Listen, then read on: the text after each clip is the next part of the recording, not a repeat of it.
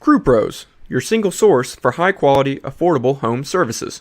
If you are remodeling, repairing, or replacing, Crew Pros are the professionals that can do the job no matter the size. If you are thinking of remodeling your kitchen or bath, needing a new HVAC system, plumbing repairs, flooring, or a complete roof replacement, call Crew Pros. Crew Pros, proud sponsor of the Grizz 901 podcast. Memphis. Nothing but Memphis. Everywhere we go, it's Memphis. Memphis, Tennessee, the beautiful land in the world. And I'm thankful for this guy who tweeted and said I don't have that fire in my eye no more. That game right there was for him.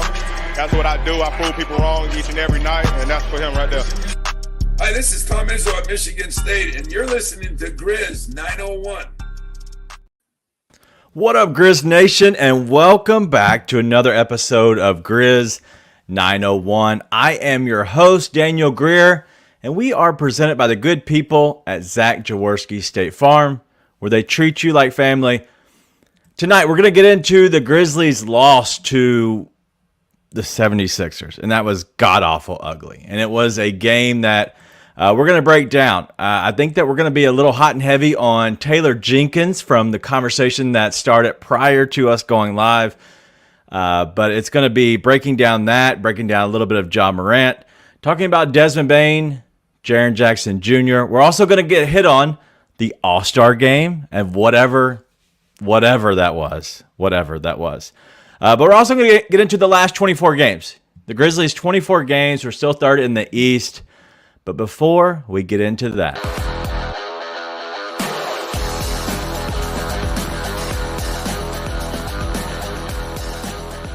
are you frozen? He had no clue it's coming. We have a whole new layout, a whole new deal we're working on. We're going to welcome in our guy. He's our weekday boo. What's up, Nate? Sorry, it's on loop for some reason. I don't like it. I don't like it because I don't like anything right now, though. So it's really not it. It's not your fault. Hi, everyone. Yeah. All right. So he's pissed off, but let's go ahead and get into it a little bit. The Grizzlies lost 105-110, leading the game except for the last, 3 minutes of the game.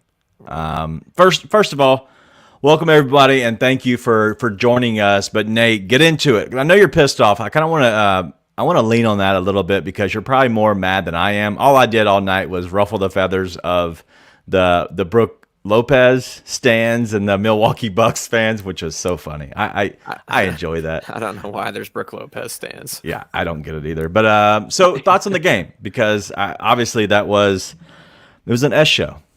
I think we should quit voting Ja Morant into All-Star.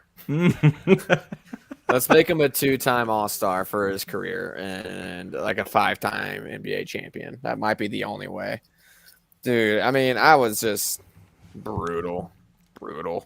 I mean, if you don't have a Desmond Bane explosion in the first quarter, you lose that game by a lot. No, you don't.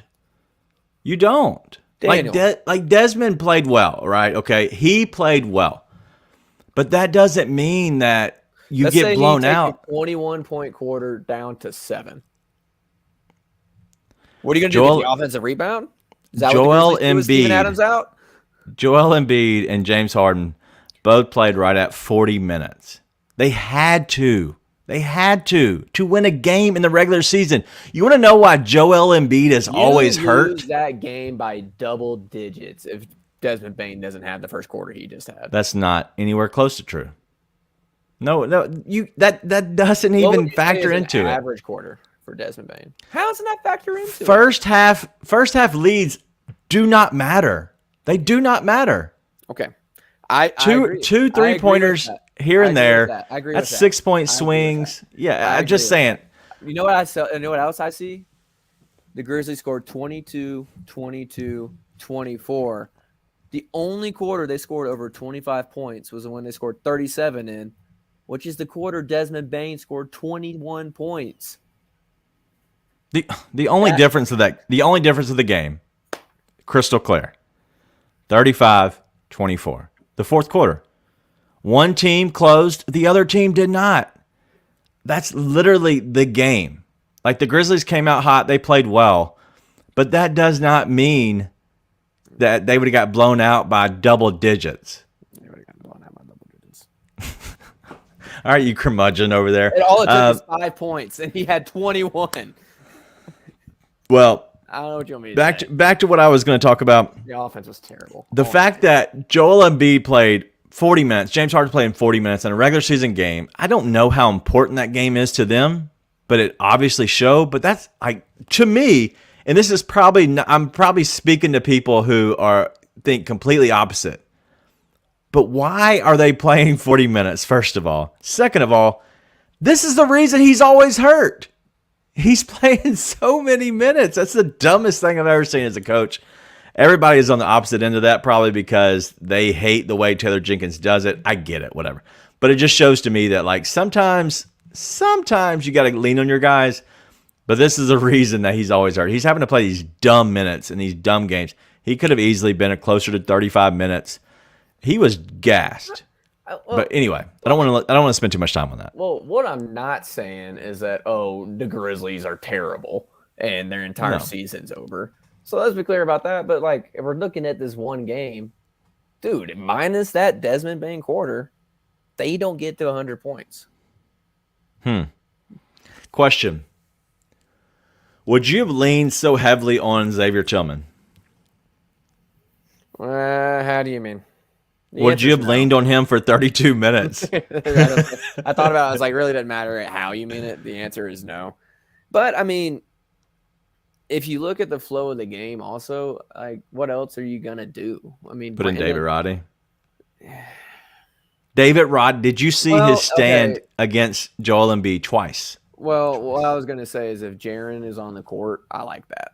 I like that a lot. Well, but if Jaren's off the court, you got to have somebody big out there. And I thought Tillman played pretty well tonight, to be honest. I thought he played pretty well, but he just doesn't have it. You know, you really need to have Brandon Clark / David Roddy and Jaren working there. Well, this is not the team to go against a 40-minute Joel Embiid game for Brandon Clark. It's just not.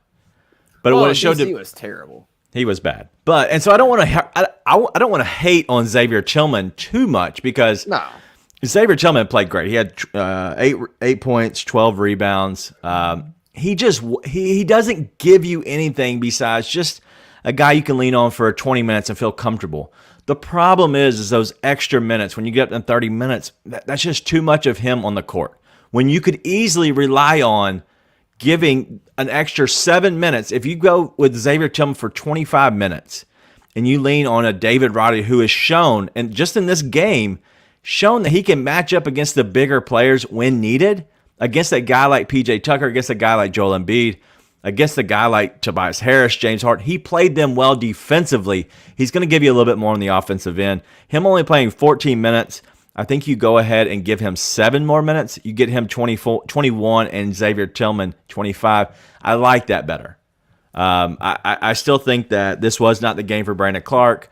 I really do think that they should have leaned on Santi a little bit more, but Santi does not box out, and I don't get it. I don't get it. Neither does Jaren. Jaren doesn't box out. He's just a big body standing there. I disagree for this game specifically because I watched Jaren a lot this game down there, and I thought he did an awesome job at boxing out.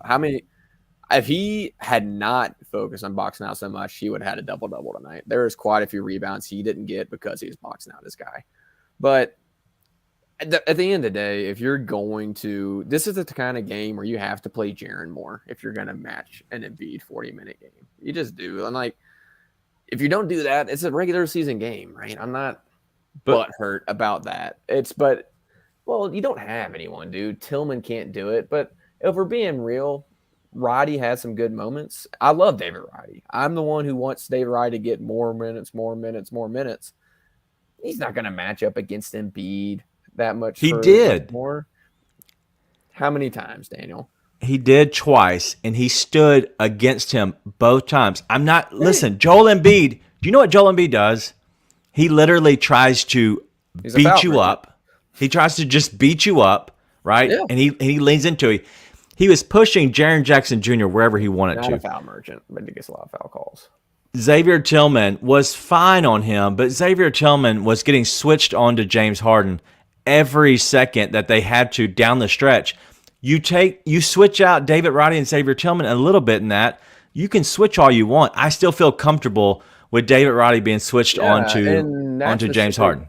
In that specific situation, yeah. Like, I would rather have Roddy in there because you're getting the switch anyways, and he's probably going to do just as well on Embiid as Tillman was doing. Exactly. In general, that's like the only person you have that has the size to be able to do it is Jaren. With Steve-O out, you just don't have the size. Jaren can't play against Joel Embiid. He just can't. He is not that. He can't bang with him. It's not how he's built. I agree, but yeah, he's the only person that has the size to contend with Steve-O out. You just need Steve-O, right? And listen, at the end of the day, you know what it comes down to? Ja Morant can't go 3 for 16. Jaren can't go 5 for 16. BC can't be as terrible as he was. And Bane can't have the second half he had. I mean, Bane didn't hit anything. But Bane's shot was flat in the second half for some reason. Well, he had no shot, right? And once Bane's shot quit going down, nobody's shot was going down for the Grizzlies, right? Yeah. They just don't have it. I mean, you need Ja Morant to be Ja Morant. You basically played without Ja Morant tonight. You played without Luke Kennard, who feasibly gives you that shooting, which is a 5-point game. Having those couple extra shots go down from a Kennard 3 or whatever it could be makes a difference. And you don't have Steven Adams, who's one of the most impactful and great role players in the NBA. So I'm not going to put this in this like, oh, the Grizzlies season is tanked type thing. Like I've seen some stuff say tonight. But speaking of Chris, and this is completely tongue in cheek. Okay, yeah, we know Chris. I know where else Chris is listening to things right now. Yeah. But dude, I gotta say the one thing, and I did tell you before. I was like, I might go in on Taylor Jenkins. Speaking of that, I immediately corrected myself and said, I'm not going to go in on Taylor Jenkins. How do you see in these? I should go to comments, not private chat. You should probably go. Everybody. So we switched. We switched things over during the break. We're trying out a new platform, a streaming platform. Just so bear with us a little bit. We're doing this to hopefully bring you better audio quality. That's what we're hoping for. So we're going to see how this works. This could all just not be going to the right place right now. Who knows? But we'll see. Put this out there. Ja played terrible tonight, and he played terrible the game before the break. There's no doubt about it. Billy also could turn around and drop 50 in the next game, right? Like I'm not going to sit there and say Ja's in his big slump until he goes through like enough of a games to really make it a slump. My problem is not with the last few minutes. The last few minutes, you put the ball in your best player's hands and you tell them to go get a bucket. It's what the Sixers did, and then it just happened for them, right? My problem is the rest of the time Ja is on the floor, you just do the same, set some screens, Ja get penetration, and kick it out. It doesn't matter who you're kicking it out to right now, man. Like, there's no threats on the floor. There's not the Tobias Harris to knock down the corner 3. There's not the Tyrese Maxey or the PJ Tucker, right? If you have a Kennard in there, it opens up the floor for him a lot because people have to actually stick to him. If you have Bane there, it does the same thing. And I just don't understand why they don't move more while Ja is on the court. And it's the same thing. In the final little bit of the game, you give Ja the ball, you set a screen, and you get him in the paint, and he gets a bucket or he doesn't. I have no problem with that. It's the rest of the game, man. It's not the whatever he went 2 for 5 at the end of the game. I don't know what it was. He made a couple. He missed a few more than he made.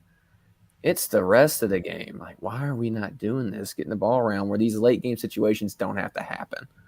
Right? I told you, I was like, the last 3 minutes of the game, I don't care about. I was like, what happened with the other 10, the other 9? You don't care about? No, I'm not mad about the last 2 minutes of the game. I'm saying what happened with the rest of the 10 in that fourth quarter, right? And it's just I just don't see any offense being run. I just don't. And listen, the Grizzlies missed a lot of open shots. Bane went cold. Ja Morant's still in Cabo, wherever he went after Salt Lake. Jaren shot way too many threes and didn't get enough in the paint, but he was having trouble in the paint when he did have in the paint tonight. So that is what it is. Okay. I just don't see him running an offense while Ja's on the floor. I just don't know. With that. But once Steven Adams is back, people are going to be really happy again. Let me also put it that way. And I've said this before, saying you don't want to rely on Steven Adams and be that, like, people saying I hate that we count on Steven Adams that much is the equivalent of the Warriors saying I hate we rely on Draymond Green that much. Who is, I think, widely considered a Hall of Fame level player by a lot of NBA community. Like, Steven Adams is that important and means that much and does that much. So it's okay. It's okay to need Steven Adams. But once he comes back, a lot will be fixed. But, God, that was gross. It's ugly. Grizzlies take the L 105-110 to the 76ers. And the fact is, like, they led pretty much, I'd say 90% of that game, if not more. And it came down to Ja not playing well. Bane got off to a hot start, went ice cold the last 3 quarters. Nobody else played really well. They just did not. Nobody on the team you could look at and say that they played a great game. Like, everybody played okay, but it wasn't a great game. It's coming out of the All-Star break. I'm not too worried about this team. In particular, we still don't have Steven Adams. We still don't have Luke Kennard just playing in general. But I think there's some good things that came out of this game. The tanned-up Conchar. I saw somebody, I cannot remember who it was. He said it was Conchard. I thought that was kind of funny. But Conchar played well in his limited minutes. David Roddy, like we talked about earlier, played well in his limited minutes. So I think overall the bench played fine in their roles, but a no-show out of BC, having to rely on that many minutes for Xavier Tillman is never going to be helpful to win you a game. But it is what it is, right? The Grizzlies are fine. They have 24 games remaining. And something I want to talk to you about, just kind of heading into the stretch, right? The Grizzlies, they have 24 games remaining, and they're still second in the West, right? How worried are you on a scale of 1 to 10 that they're going to drop down below the second spot? Below the second spot? Yeah.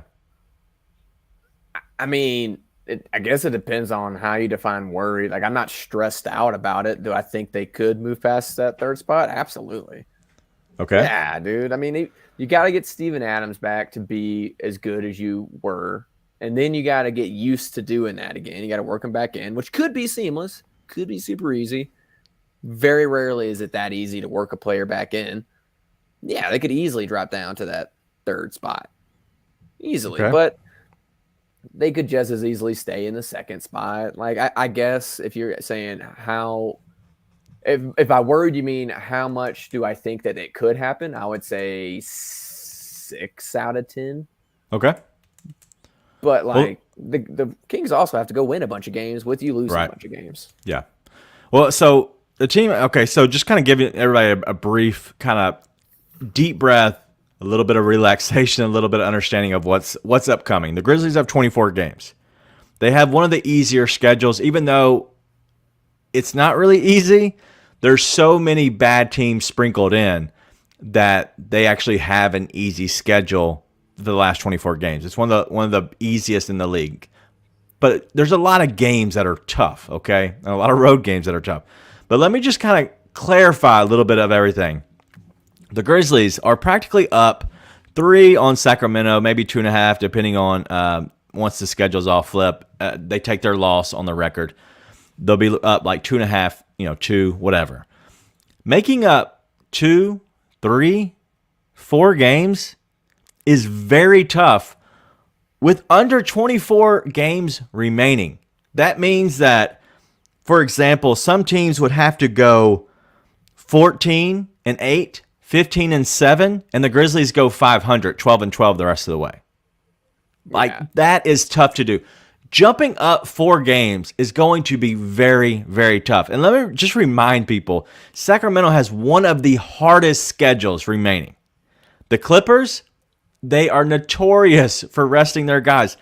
Do you think the Clippers really care if they're second, third, or fourth? In all honesty, I don't think so. I think that if they can get second, they'll play for it the last week, right?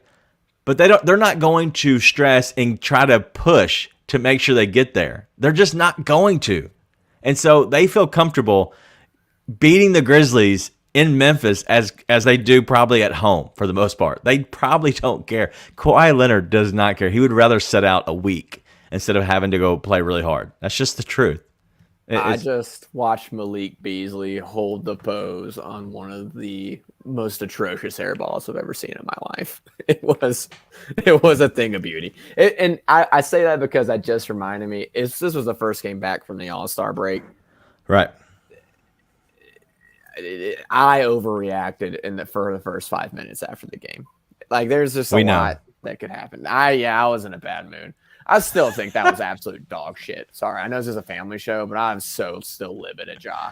Like, I get it. It's the first game back, but dude, like, I just watched the last possession of the game. He didn't move from the corner, man. I just didn't look. I mean, you might need to send that tweet out again.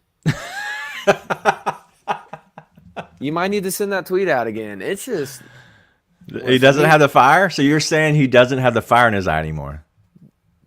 Didn't on that last possession. for sure. Listen, I don't know. I think Eric Lewis hates Ja Morant. Is it the Casamigos fire?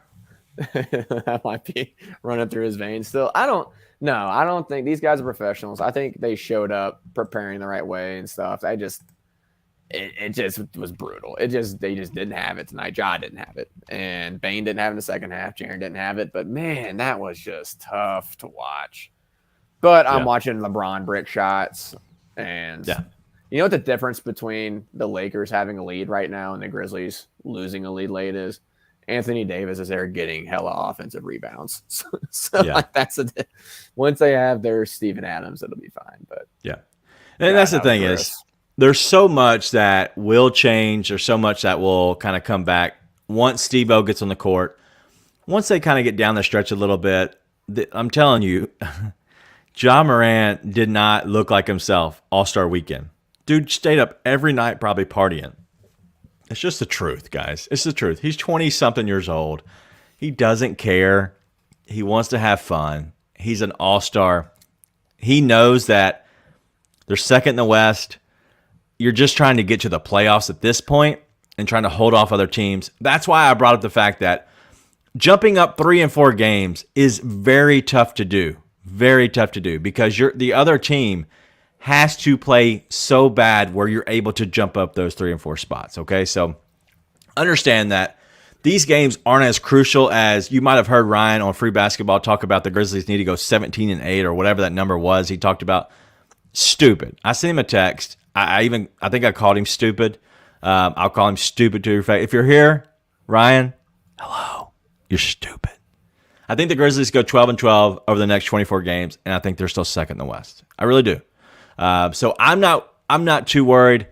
Once Steve-O gets here, it'll be able to help a little bit of giving us our defensive powerhouse, in all honesty, allowing Jaren to be more of the safety and blocking shots and being more free reign.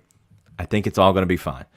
The only thing I do worry about is the closing time, the clutch minutes, what the offense looks like. How can we get Ja into those shots? Will Ja get into the free throw lane to get those floaters up? Can he get to the front of the rim? But Joel Embiid is a very, very good player. Very good player. So I don't want to take too much away from him. I would be very surprised if Ja doesn't come out on fire against the Nuggets. And if the team as a whole doesn't come out on fire, right? They might miss shots. What I didn't like is at the end of that game, I thought for the first half, the Grizzlies were very much so the more aggressive team. And they were on a string on defense. They were being really physical, making the Sixers earn it. And towards the end of the game, they got on their heels. And I think that ties in with what they're talking about the closing time stuff. They get on their heels at the end of the game. They're trying to kill clock. let the game come to them instead of just staying in attack mode. And I thought that was kind of evident with Ja tonight. I mean, he didn't get many shot attempts up, which when you have Bane doing what Bane's doing in the first quarter makes sense. But I think they need Ja to get 20 attempts, and he just needs to be aggressive with it, right? And not look for fouls, just go get buckets. I would be amazed if that doesn't happen in this game against the Nuggets. I feel pretty good about this next game, to be honest. Okay. I do. Steven Adams or not. Yeah, we will not have Steven Adams. I would almost bet my house on that. But the fact that the Nuggets, honestly, they have to come into the grindhouse.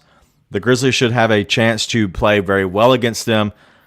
They have somebody who's not going to try to dominate so much more in the post with his size.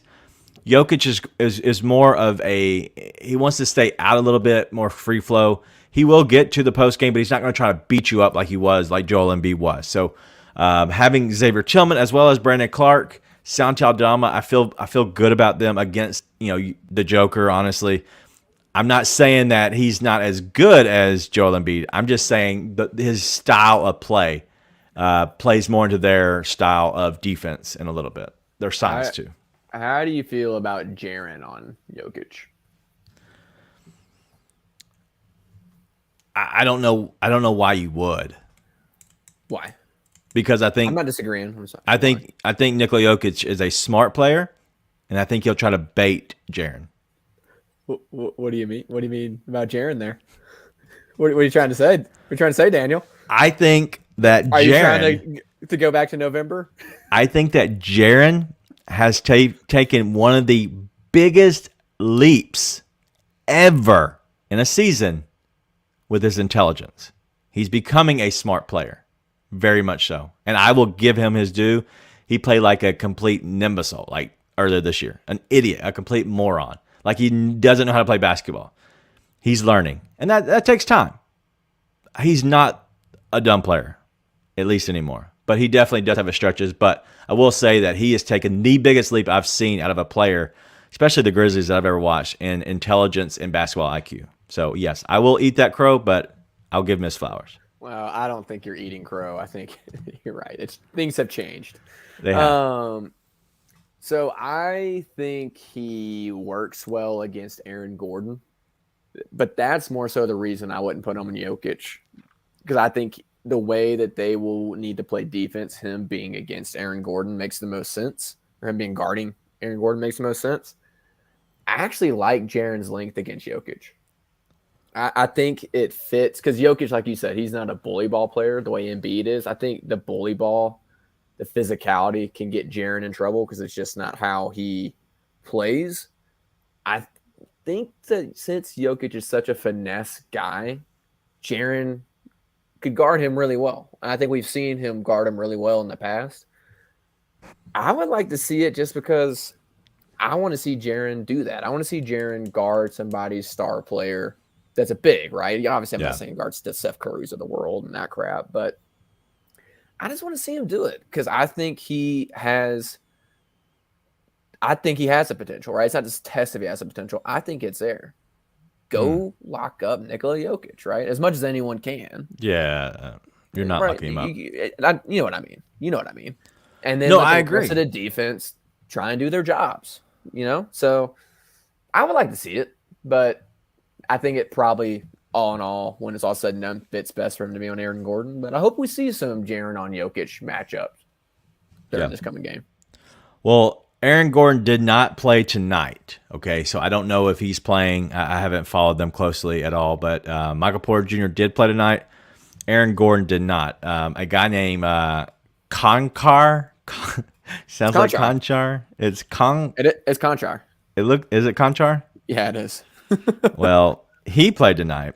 But I don't see here at all Aaron Gordon. So who knows? But what I will say is that Nikola Jokic went off for 24, 18, and 13. Okay, those 18 and 13 is what scares me. Jaren doesn't box out. I don't like that on 18 rebounds and 13 assists.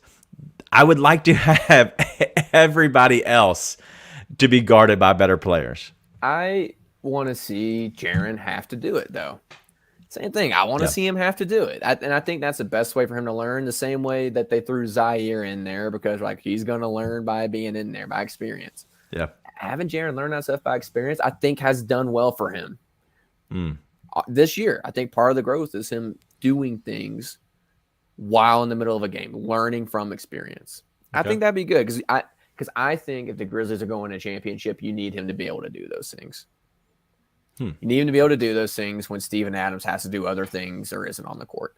Yeah. And so I think it's important, and I want to see it. But my question is, who's going to be our Jeff Green stopper?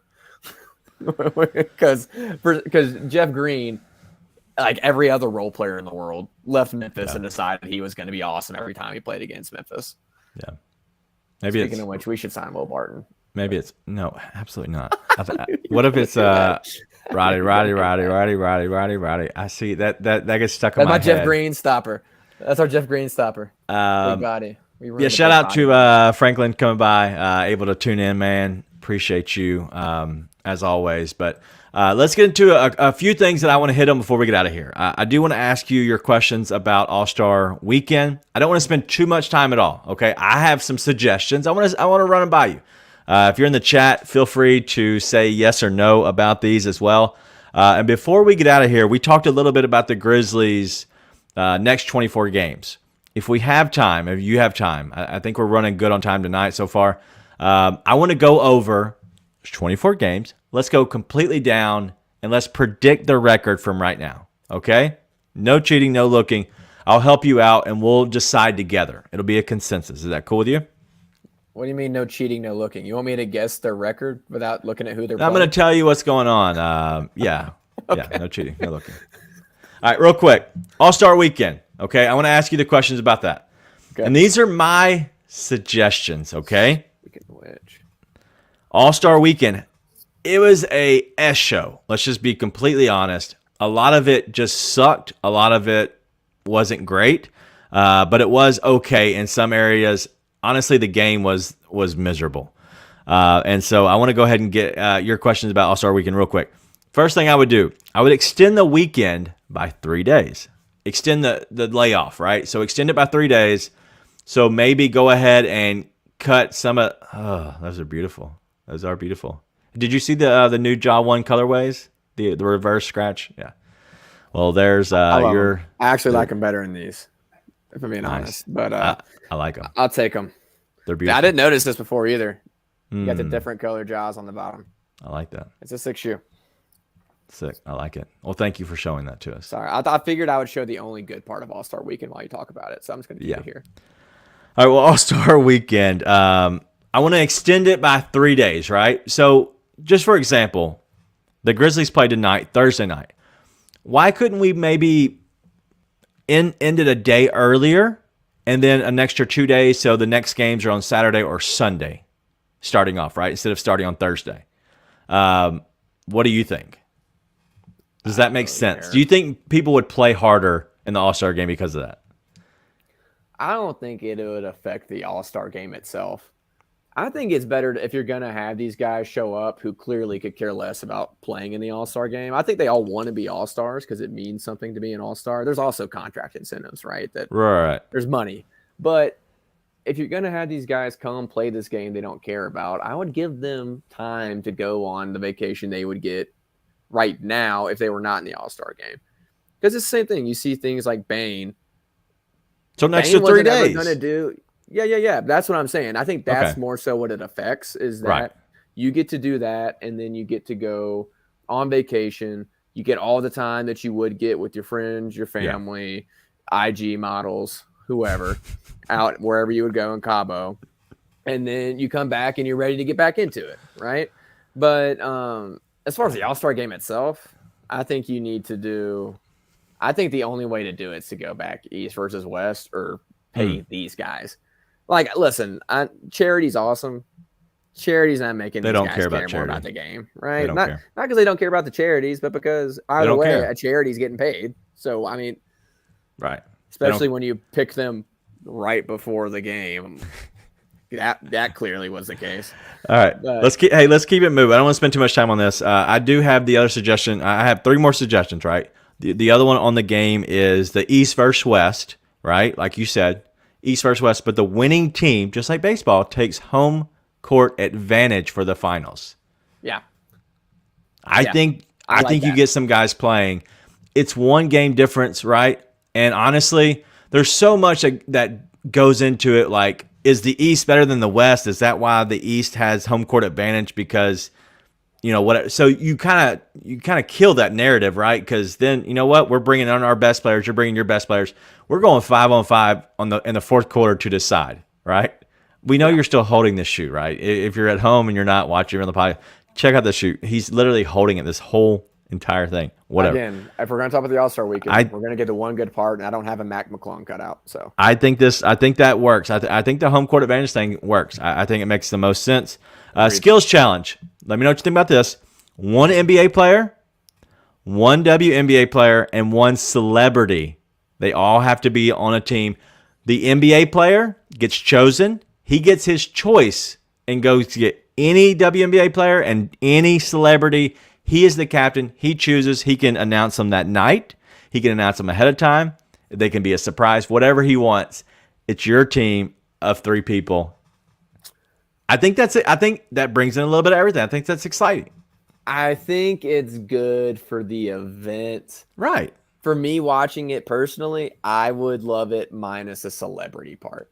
I don't know. I don't love when you bring celebrities into all this stuff. There's already the celebrity game. There's only 3 going to be total. I love the idea of the WNBA player being in it. The only thing I hate about the WNBA player being in it is Maya Moore's not in the WNBA anymore. And to see her in a skills challenge cooking would have been awesome.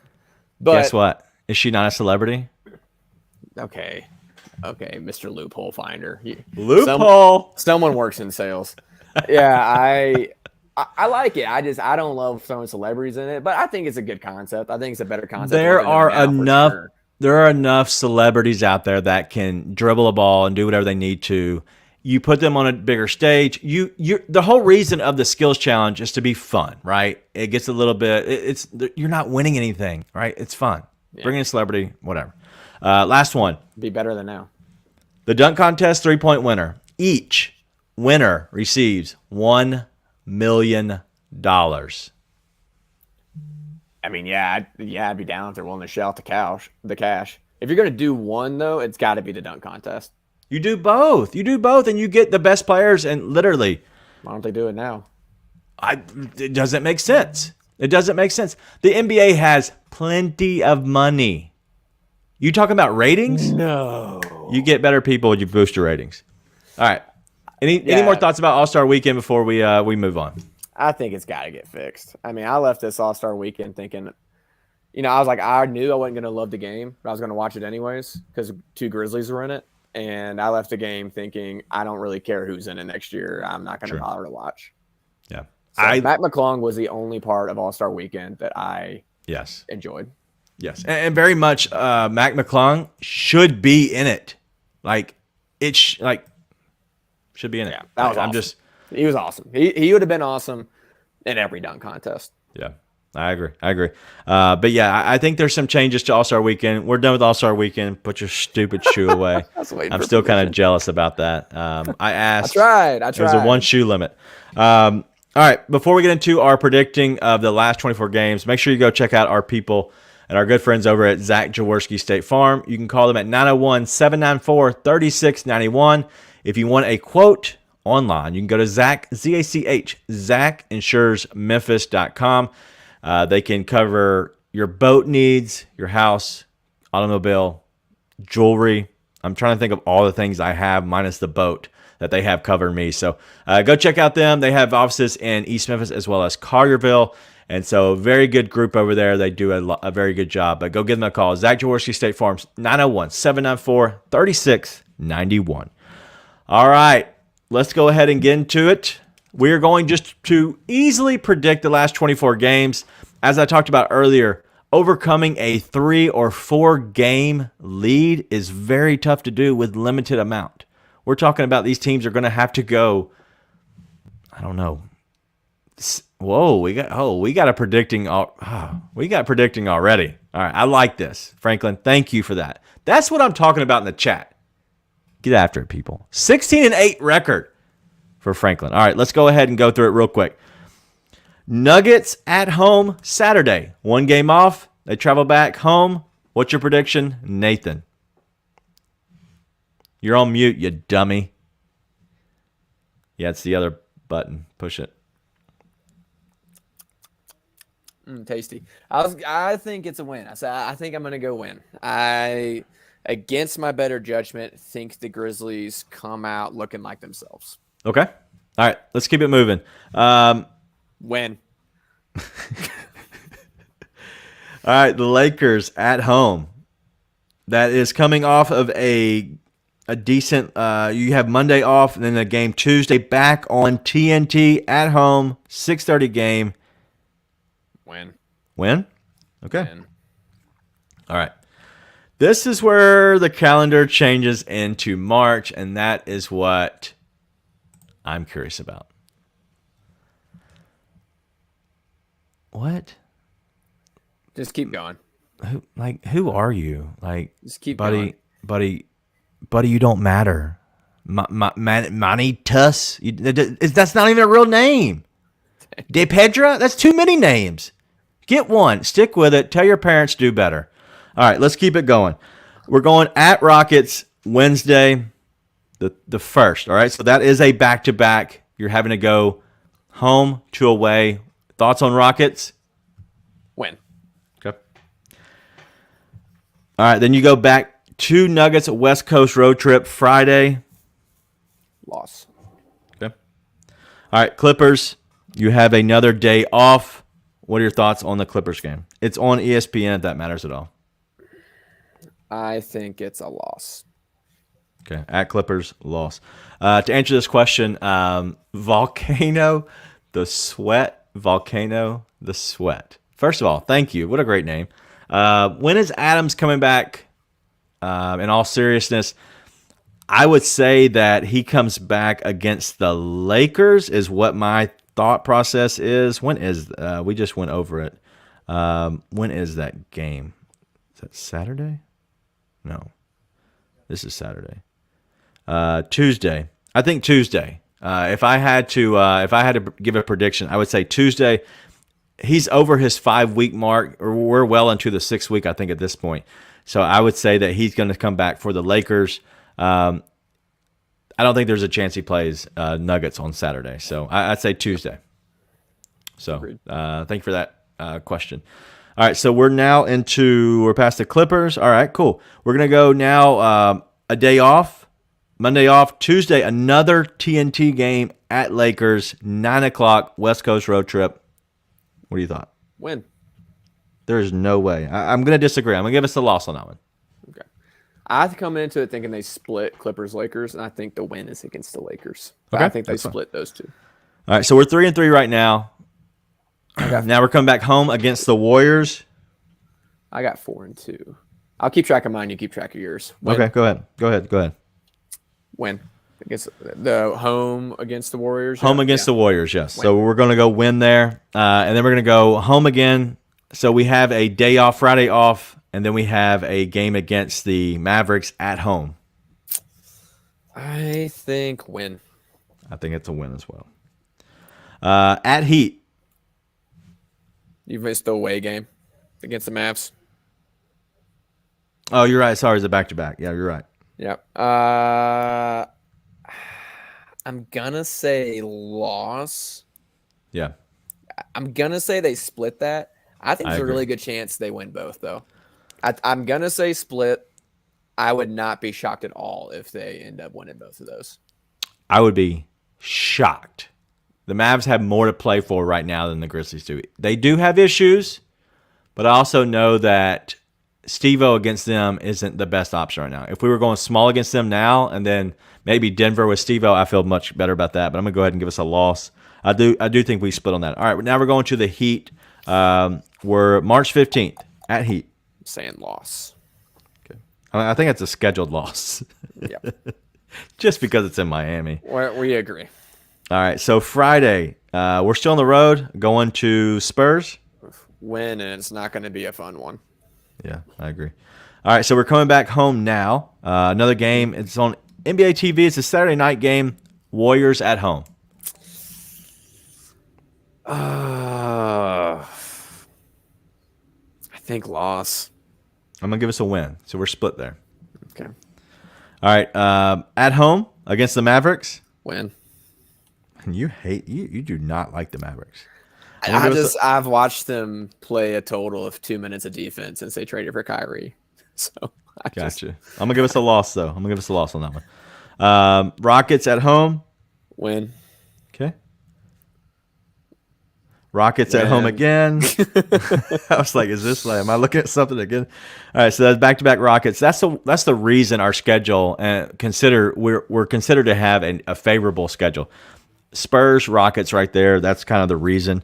Now we're going to go to the Hawks. It's a late Sunday game. Loss.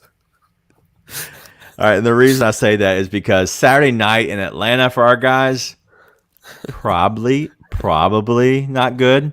I'm going to give us a loss too, and I know that sounds terrible, but I just don't trust. I don't trust this team. Let's be real. In the Atlanta strip clubs. I just don't. After they've just won 2 games against the Rockets, they're just kind of feeling themselves. They're feeling okay. Magic at home. Win. Magic is very tough, but I think this late in the year, I think they're going to be setting people. All right, so now we have the Clippers at home, pretty much back-to-back, a Wednesday, Friday. I think it's a split. I don't know which one is which. I just think it's a split. I'm with you. Okay, same thing. All right, so we're going to go into April now, last 5 games of the year. We're at the Bulls. It's a Sunday, 2:30 game. What do they have coming up after that? Trailblazers at home.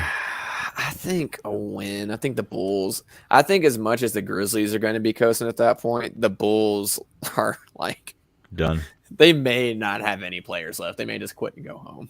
So yeah, I'll say win for the Grizz. Okay. Trailblazers at home. I think win.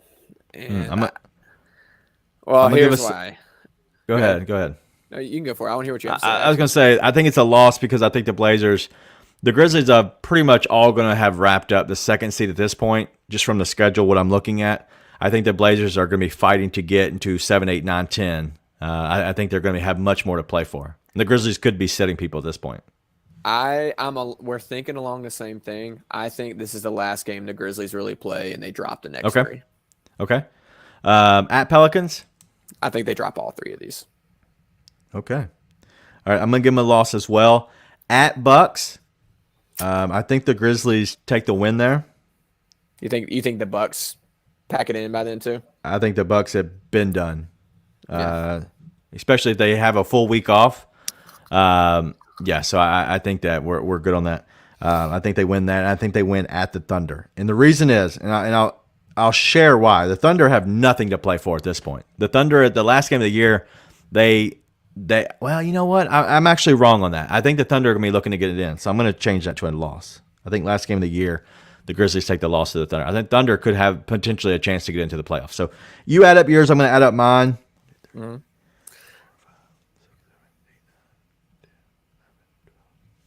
All right. I think I'm 13 and 11. I'm at 14 and 10. Okay.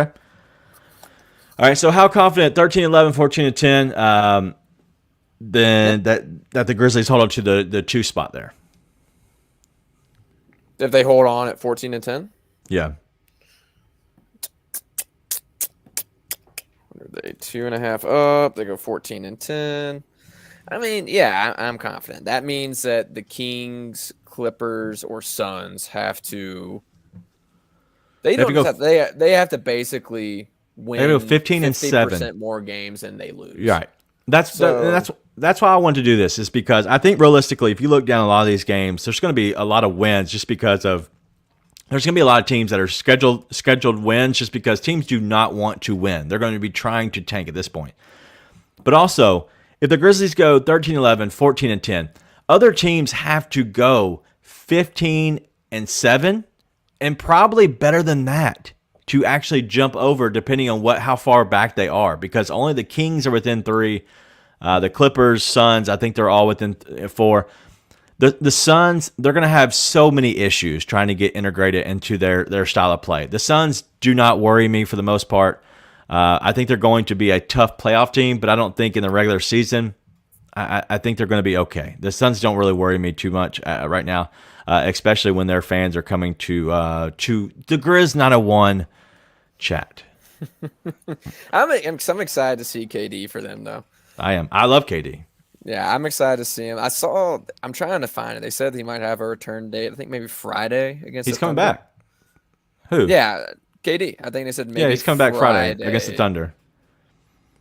6 weeks. I don't know. Either way, I'm excited to see him come back and play with him. That ought to be a lot of fun. I still stand by what I said, which is the Suns are one injury away from disaster, whether that's KD's injury sticking around, Booker getting hurt, Chris Paul becoming whatever. But if you have all those guys, they're freaking dangerous, man. Like they're like the same thing as the regular season. I'm not worried about it, but in the playoffs, any team with Kevin Durant in the playoffs is nasty. Plus, you throw on Paul, Devin Booker. We'll see. It'll be fun to see. But as far as a legit Big Four, I don't know if that's a thing or not. But I'm so excited to see KD. Yeah. I'm not gonna let fans ruin the Suns for me. Legit Big Four. DeAndre Ayton is not good. Let's just be honest. He's big. He is a big. He is physically large. Yes, I guess you got your big, but Chris Paul is a wash. He's not that good anymore, and DeAndre Ayton is not that good. They have nobody to stop Ja Morant, and that's the difference. That's why I like the matchups against certain teams, is because I like the Grizzlies against the Suns. I think they have always played well against KD and his teams, no matter who they are, because KD is a very good underrated center. Sorry, underrated defender. I'm over here looking at ding dong stuff when he said third best center in the game. But you know what? It's fun. I love when there is competition between fans. I love there's competition on the court. It's a lot of fun right now heading into the playoffs. We're 24 games away for the Grizzlies. We're 22-ish away from other teams. I want to say that the Phoenix has 22. The Clippers have only 21 games. Okay, that's the tough part. Is a lot of these teams can't make up this ground because they don't have enough games left. So as long as the Grizzlies go 500, I think we'll be okay so far. So Nathan, anything else you have? I don't think we have another. We're not going to do a post-game show on Saturday, and so just kind of stay tuned. Our schedule. My schedule is complete. Okay, we are doing 15 of the last 25 games. Okay, so there will be 10 games we don't do. Most of those are on the weekends. If it is a big game, we'll try to hop on and do a post-game show. But for the most part, we've got it pretty much set. Our next game will be Tuesday, the TNT game against the Lakers, unless something changes. If for some reason it does change, we'll let you know on Grizzlies. So go follow at Grizz_lead. Nathan, anything else you have? I think if you're a devoted Grizzlies fan, you need to resend a tweet. And after that,